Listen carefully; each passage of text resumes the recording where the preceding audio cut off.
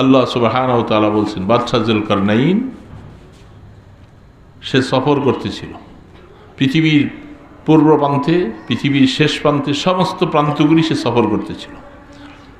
সফর করতে করতে যে এলাকায় গিয়েছে সেখানে মানুষের কিছু ভাষা বোঝা যায় না। তখন তারা বললেন যে আমাদের এখানে ইয়াজুজ মাজুজ যে সম্প্রদায়টা, তারা আমাদের উপরে মাঝে খুব জুলুম করে, নির্যাতন করে, যা কিছু পায় তারা খেয়ে সব শেষ করে ফেলে।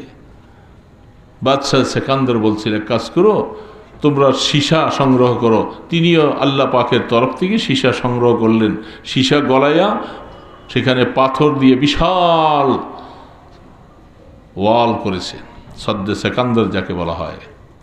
এত বড় বিশাল উঁচু, খুব শক্তিশালী মজবুত, তাদেরকে প্রোটেকশন দিয়ে আটকাই দিল।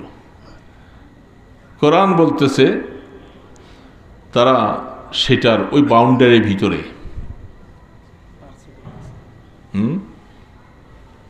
সেই বাউন্ডারির ভিতরে তারা প্রত্যেক দিন চিন্তা করে আমাদেরকে পার্টিশন করে আটকাই ফেলবো। তারা যায় যায় সদল বলে অনেকে যায়, ওয়ালটা ভাঙবার জন্য খুব চেষ্টা করে, সামান্য একটু কাটতে কাটতে একটু বাকি। তো তারা বলে যে ঠিক আছে আজকে চলো, আবার বাকিটুকু আগামীকাল ভাঙে আমরা বাইরে যাব। আল্লাহ পাক যেটুক ভাঙছে এটুকু আবার তারা পরের দিন আইসা দেখেছে ওটা আবার ফিল আপ হয়ে গেছে। আবার আজকে আবার পরের দিন আসছে সবাই হাতুর বাটাইল সব কিছু নিয়ে কাজ করতেছিল। আবার পরের দিন একই অবস্থা। এবার প্রত্যেক দিন কাজ করে তারা। শেষ কিয়ামতের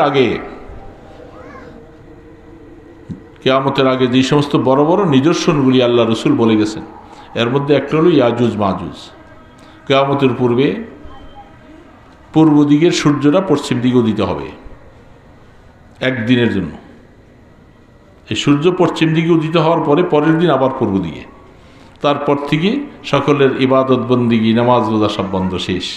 কোনো তওবা কারো কবুল হবে না।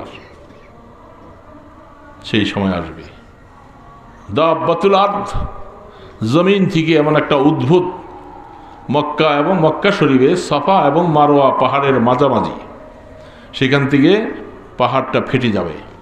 ফেটে যাওয়ার পর একটা অদ্ভুত জানোয়ার সেখান থেকে বের হবে। এত দ্রুত গতিতে চলবে সে। ওই সময় যারা পৃথিবীতে মোমেন থাকবে তাদেরকে ধরে ধরে তাদের কপালের মধ্যে মোমেন লিখে